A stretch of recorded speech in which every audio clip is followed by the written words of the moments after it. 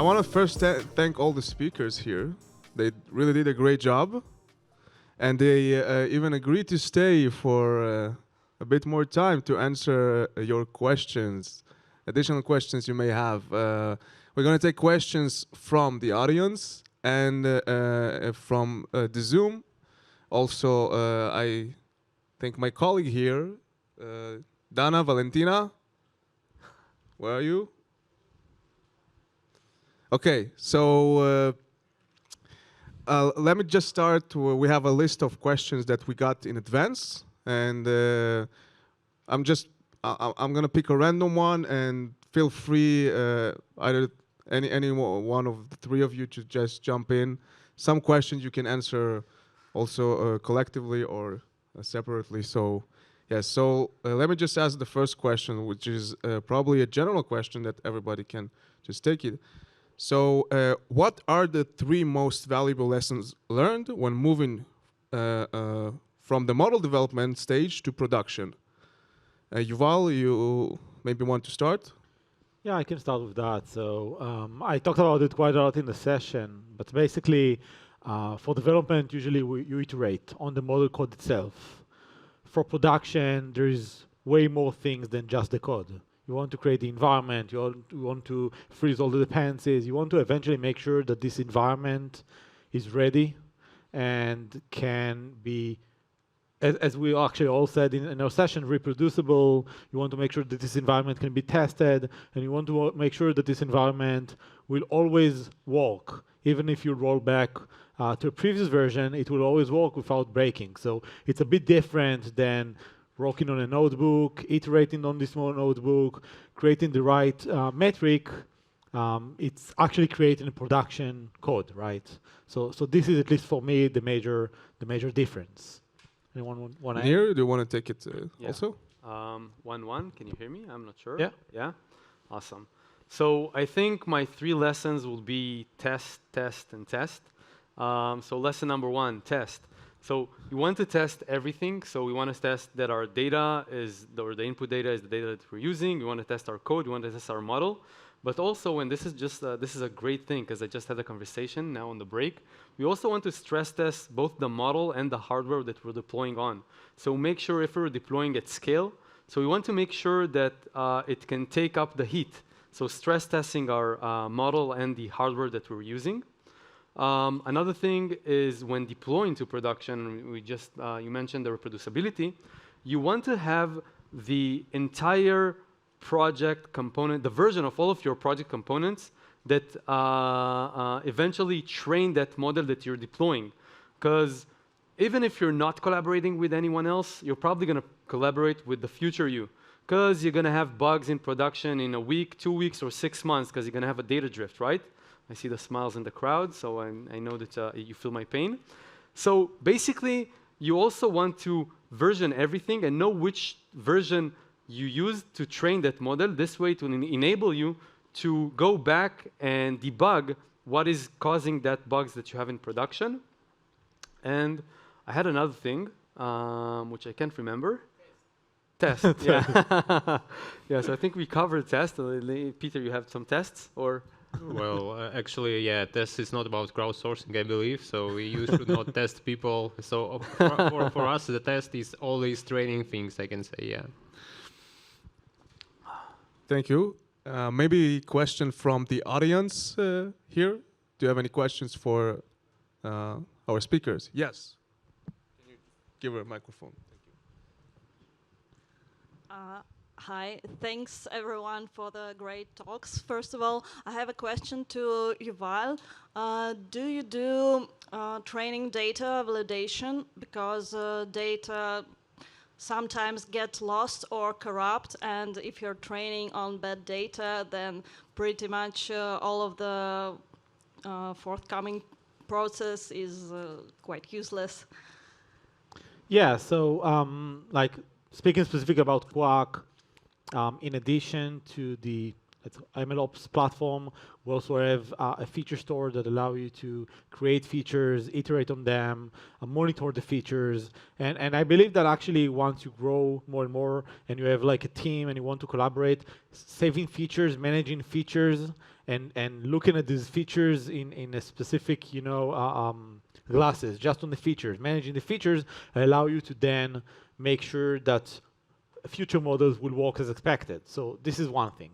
The other is for each training, eventually, I do believe that data need to be validated, data need to be tested and monitored. So you need to look at the training data, you need to look at the inference data, you need to compare them and make sure they look alike. And if there is a drift, for example, based on that also have decisions. So it's not just validation of the data set, it's also saving this data set and understanding that it looks like over time it works as expected, this data set. So I do believe that managing the data is its own process, has its own challenges, and this is another talk that we can have, but there are many challenges just around data that I believe that need to be solved for data sets. Does it make sense? Yeah? Thank Okay. you. Thanks, Yuval.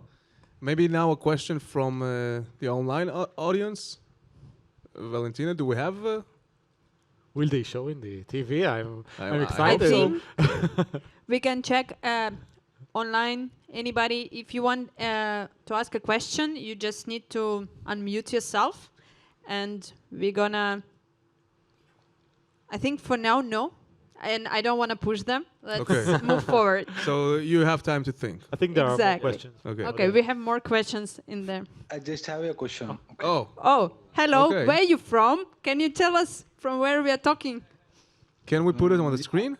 Yes, I'm from India. Hello. Hello. I'm audible? We can hear you. Yes. Yes, yeah, I'm from India. So I just have a question like what is the best model to use in NLP to understand and create the audio analytics of a human? But that creating a behavior and learning dashboard. Is this question to either of the speakers, or is it a general question? Yeah, general question. Okay, so Piotr, you want to maybe take it? Throwing you out under the wheels. I think I will take it. Okay. But just by saying that I think all three of us are majoring or focusing on MLOps and less on specific domains. I specifically love computer vision because I love visual things. So I'm not sure if we can take it now online, but if you want, you can ping any of us, DM on LinkedIn, whatever, and we'd be more than happy to discuss it. Thank you for the question. And I believe we have another question from the audience. Can you give him? Thank you. So, hi everybody, my name is Moritz, and thanks in advance, or thanks again for your great speeches. It was very interesting. And yeah, I actually have like a big bunch of questions. So maybe I'll start with the first one to Laka. So maybe it's a bit provocative, but it's interesting for me. Is there actually a big enough market for these labeling solutions? Because I mean, I know there's like Appen, there's like Google offers those labeling services. And also from my perspective, because yeah, I worked some years in data science, and our use cases were just based really on labeling from experts. So I mean, yeah, for like do labeling for basic stuff like images or something, that's possible. But I mean, like if you work with time series data or like I don't know, in medicine, like you really need the experts. So like from my initial perspective, there's just a very tiny market for doing those crowdsourcing labeling, but yeah. Okay, yeah, it's quite not tiny, I can say, because you know the main advantage of Taloka is its scalability and variety of different conditions we can provide. For example, you say that you can use experts to label your data, which will be okay if you have like 20,000 of items, but it won't be if you have 2 million of items. And actually, I was showing Search Relevance case, and it's popular among different marketplaces, and you can imagine the huge volume of data they have, and actually no experts will handle those. And the second one is, I was speaking about variety. I mean that we have workers all over the world in different regions, speaking different languages. And I can say that some clients, they even asked us to make some audio samples from the guys from the exact region. So even such cases have their place. So actually, I can say that crowdsourcing is a thing right now. In some time, when we will be all serving these artificial intelligence things, I believe nothing will be a thing. But at the moment, crowdsourcing is quite popular. Okay, That- so That's then a C-level answer, man. Yeah. okay, but that means that's then also comparable to Appen, like to this company who like does really like managing the labeling then of your data, like. Yeah, actually, and speaking about Taloka, it also has a lot of advantages, like in technical way, because we manage a lot of things. I have showed you that pipelines are quite complicated, and with Taloka, it makes it a bit simpler for the end users.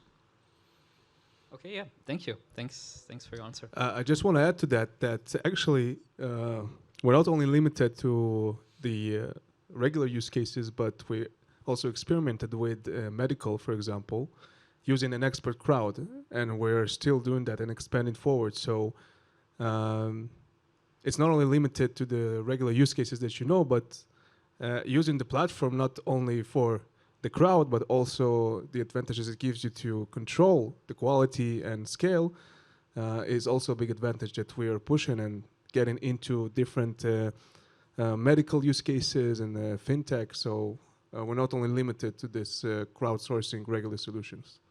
Ah, okay, so you can also like use it internally in your company then just. Yes. Ah, okay, got it, okay. But thanks for the questions, really interesting. Thank you. Yes, any more questions from the crowd? Yes. Hi, my name is Alex. So thanks everyone for your presentations. The question is for everyone. What's the ratio between among your customers or like users between machine learning and deep learning, and how it's been changed during the last any years? Like, I can start by saying that actually I'm seeing more and more deep learning use cases. So we have many companies running, for example, NLP use cases, and I think that for NLP right now, deep learning is basically the standard. Computer vision, of course, that's something that deep learning is already the standard for years. I think that the major field where you're still seeing like, let's call it classical machine learning, it's tabular data, so things like fintech use cases, so things like fraud detection or credit scores, etc. Any kind of tabular data, those are fields that you still see mostly machine learning, tree-based or boosting models than deep learning. But NLP and computer vision, I think deep learning is already the standard, at least according to what I see. yeah, and the ratio between like the deep learning and all those old school tabular data from financial sector. Yeah, so I'm not sure what is the ratio because it really depends on even companies, for example. So we are working with ad tech companies as well, and those companies usually needed to really focus on latency because of their business. So usually they used really simple models, but now you see even ad tech companies starting to move through deep learning because the performance of deep learning models are also better right now. So I do believe that eventually, especially in fields where you have, a lot of data, public data or private data, then deep learning makes sense because eventually there's like a limit of the amount of data that classical models will be able to train on. But statistics are working, so it works. So you can still see classical models, but I do see a shift, and many companies, especially because software engineers and not just data scientists, can actually implement deep learning models. Statistical models are way more complicated in terms of the feature engineering, feature understanding, visualization of features, and for deep learning it's a bit easier in that case. So you see more and more companies hire ML engineers, software engineers, and build models based on data and deep learning models. Great, thanks. Yes. Yeah. While We're passing going to do the one mic- from the audience and then online. Okay. I have a question. Thanks, guys, for your talk. For how you think will change with the large language models for NLP fields that are coming more and more at this time, how you think will change the MLOps platforms according to that? Because we are seeing this shift for, well, they're launching a few months or weeks ago, and like it will start moving more for a querying engineering or prompting engineering. What do you think, or what you see on that? I can start by saying that I think that one change that will happen, or at least what we're seeing happening, is companies starting to create like embedding stores, vector stores based on language. And you're seeing companies getting insight not just for, let's say, for example, recommendation engine. So they're getting insights not just from metadata of the object or the image of the object. They're starting to create vectors from the description and titles. And actually what we are seeing changes is that companies starting to build vector databases, embedding stores, that then they want to use those stores across all the models in their company. So actually, this is quite a change in terms of the engineering, because saving those vectors, calculating those vectors if there is a change in the data, understanding the similarity or the vector space of these vectors is its own challenge. So this is at least what I see more and more in terms of ML engineering challenges based on NLP evolution. No, but I mean, like, for example, Facebook or Meta just launched Bloom models, or GPT, or Tree, or models like that. There are like huge models that your pipeline will consume or will use, I don't know, as an endpoint or API or something like that. Like it will change your whole pipeline. Yeah, because in many cases, so in this example, for example, you use those pre-trained models that probably took days just to train as part of your pipeline. So for example, to create features, you use those big models to create embedding spaces. So you use those models. Those are not your final endpoints. It's not your API. But once you have text and you want to create vectors for text, you can use any kind of pre-trained model that was trained for days on OpenAI or Facebook or any other company as part of the pipeline of your feature creation. So not just your models, your predictions, but feature creation. Features are created in a different way because of the ability to use pre-trained models, not just in computer vision, that is probably a practice for the last 10 years, but also in NLP. And that's something that we're seeing only in the last years. Maybe I'll just add one small thing, because I agree with everything. So once you incorporate those large models as part of your pipeline, then it means that you need to have like stronger hardware for it. So it's another aspect. And I'm not sure if you took it in that direction, so how it's going to affect developers. But probably it's going to make our life easier to move to production, because we have those huge models that are very versatile, and they can provide good solutions or good results for a lot of use cases. And it means that we can move faster to production using them. But there's the downside of not being task-oriented, or you need to use like more stronger hardware to use them as part of your pipeline. But that's my 2 cents, or Schneckel. Thank you. Thanks. Valentina, do we have questions from online? Yes, we have one question, and I think it's from Yuri. Yuri, Yes. are you with us? Yes, I am. Can I say it? Right? Do you hear me? Yes. Great. So first of all, thank you for the meetup. And my question is, so I have researched Taloka's platform and I want to integrate it into our processes, but it looks quite complex. So my question is there any way for me to understand how it works? Maybe you have any courses or materials or just something so that I will be able to better understand how it works. I'm sorry, which platform is that? Toloka. Toloka, okay. Toloka.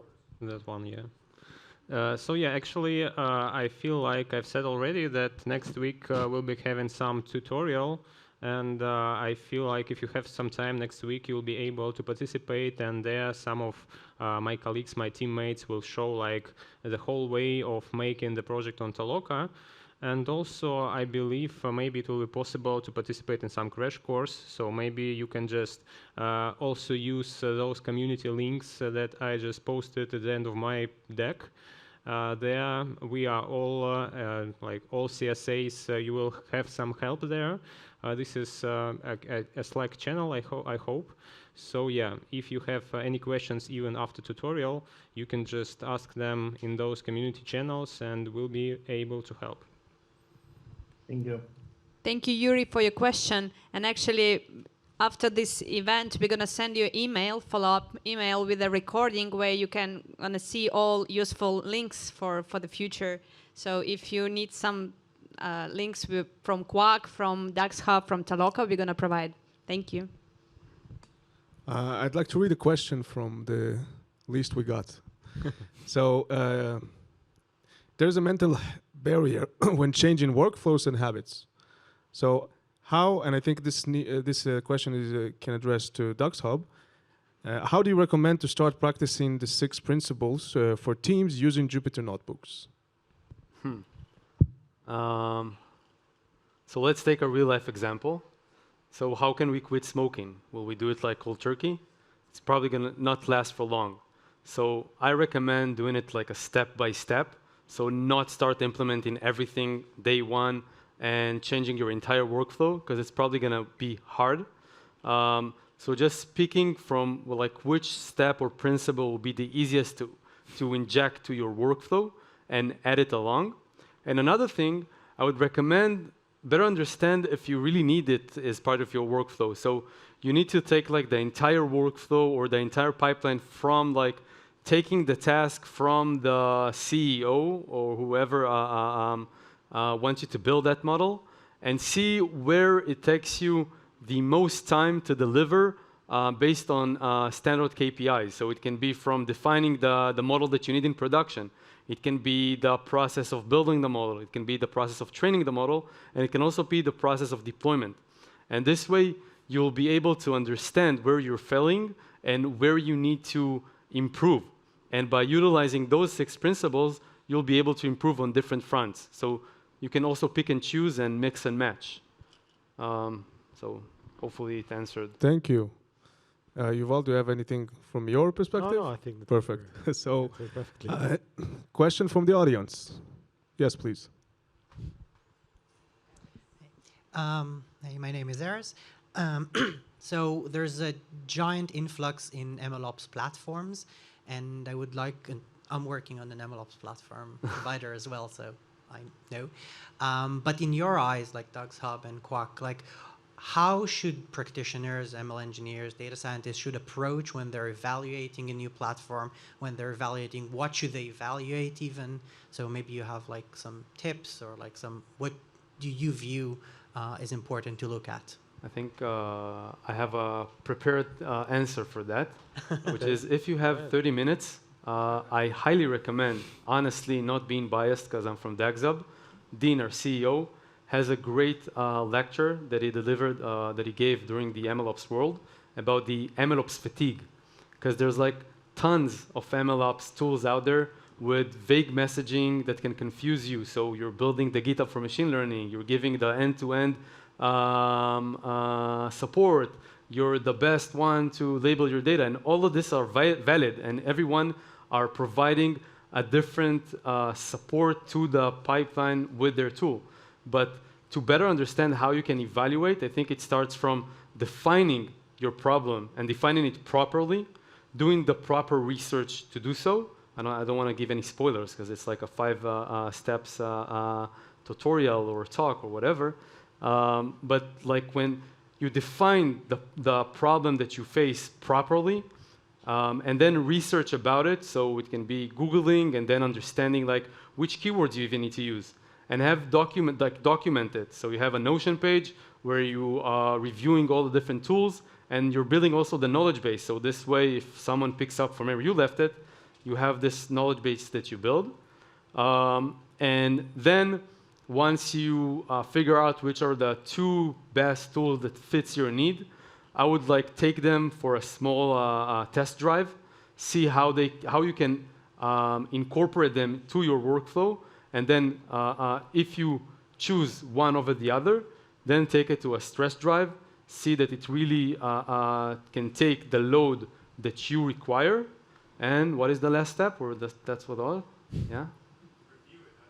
And then review. So iterate over it.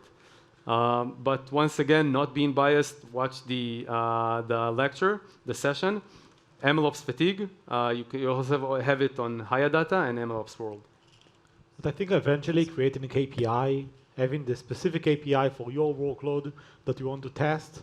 I can say that the customers that came with us with a specific need and a specific API actually understood what they can get from a platform versus people who just wanted to test it.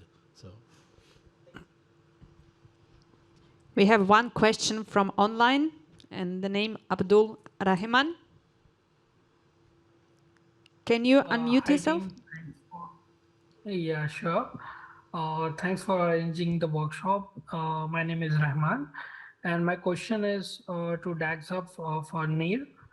So, as you mentioned, that we need to version our notebooks.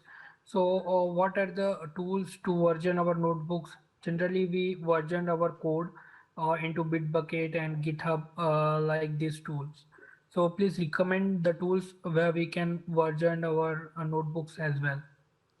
So Bitbucket, GitHub, GitLab, etc. are the platform to host your notebooks and code.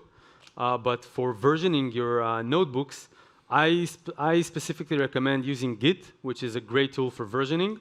And you can use plugins such as NBDime, or like open source tools such as NBDime or ReviewNB that we and GitHub are using in order to diff your notebook in a way that will show you which cells were edited, which cells were deleted, and which cells are new. And also to be able to communicate over the notebook. So not just seeing a side-by-side presentation, because think about it, when you're reviewing code files, you want to communicate over the code files with the context of the experiment. So software, someone just branched out to build a new feature, right? He's working on it, committing his work, and then it's ready, and he's creating a pull request. Now the team lead takes that pull request, reviewing it, and communicate over that pull request in the context of this new branch and new feature. So you want to also have that ability to communicate over the notebook in the context of this new experiment. So what we're doing at DAGSUP, we're basically under the hood, we're using NBDime to provide different capabilities. So if you're gonna push your notebook to DAGSUP and then diff 2 different commits, you'll be able to see the differences of your notebook.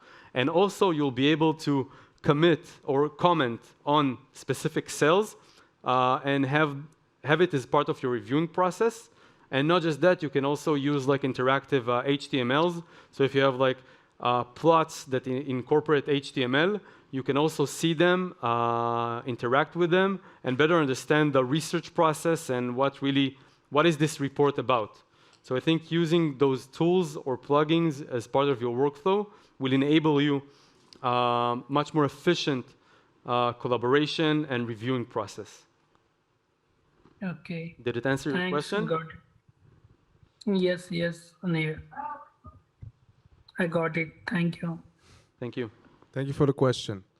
I think we have time for 1 or 2. We have 7 minutes.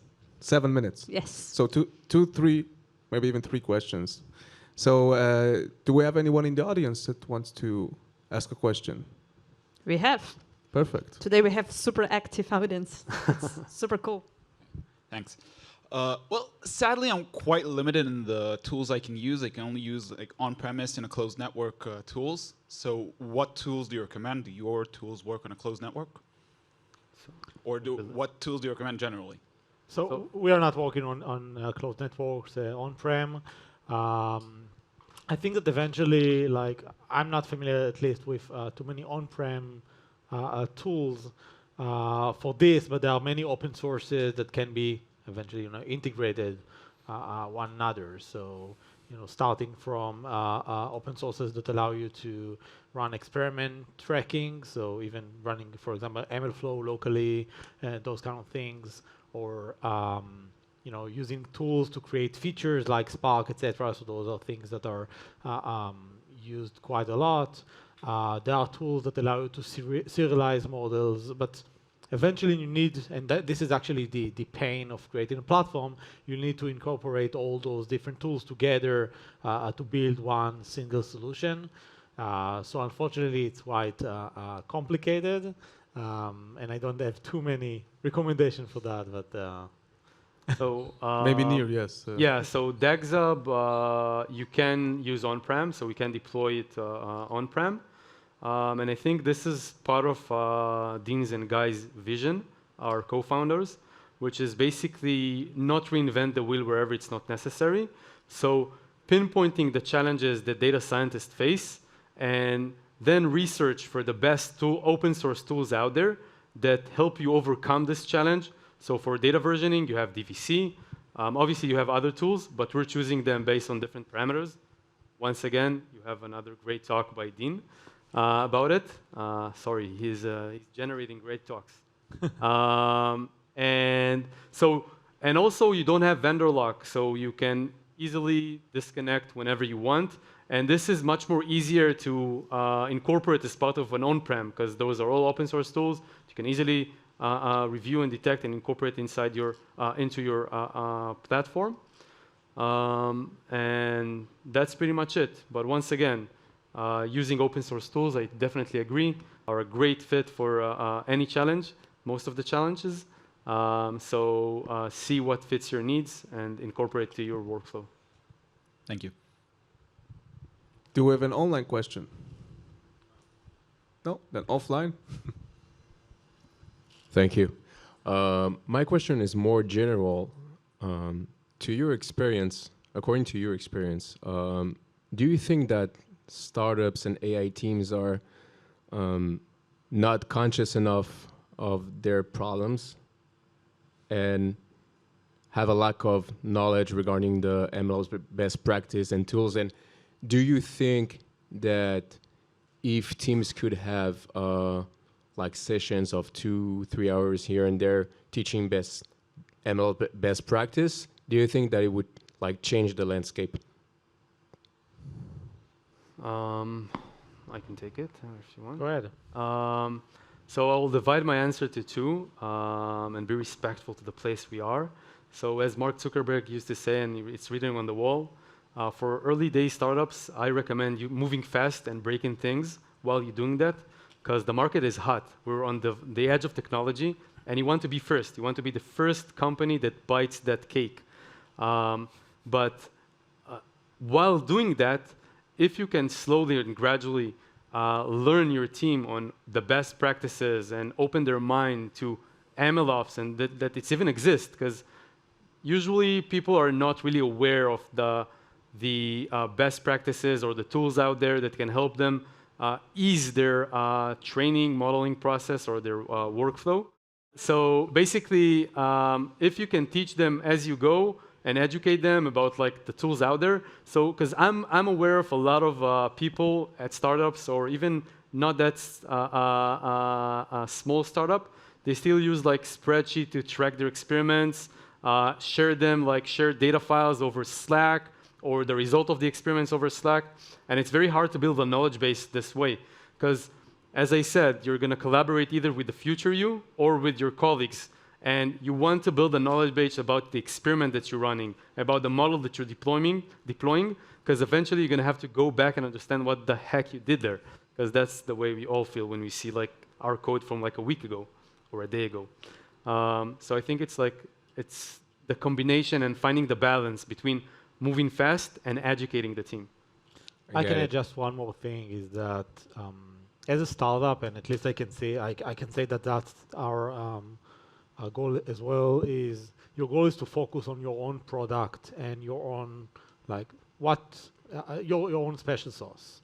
So wherever you can get help and and eventually keep focusing on your product, I would recommend to just do it. So and eventually you can change things over time. But if, for example, you can use Toloka and not, build your own data annotators team, then great, do it. Don't create teams that are not needed. Same for MLOps, same for any kind of tool, sales. Focus on your business and not on the other part of your needs. So that's my recommendation, at least. Got it. And so last question, do you think that, in your sense, AI team leaders are lacking of, MLOps experience and lack of, methodology and do not know exactly how to drive their team? I think it's a new field. It's Yeah. a new field. In many cases, data science is here for years, like since probably the 60s, even before there is machine learning, there is data science. But for years, machine learning were not part of a product. They are more in the research phase. And MLOps is a new field. In many cases, companies have research teams for years, but they are not really integrated to the product. And nowadays, companies have to integrate their ML to a product. They have to actually win their competition. So, yeah, team leads, AI team leads need to understand what challenges are in integrating into a product, what challenges are in productionizing models, and that's part of it. So understanding that and understanding this new field and why it's needed.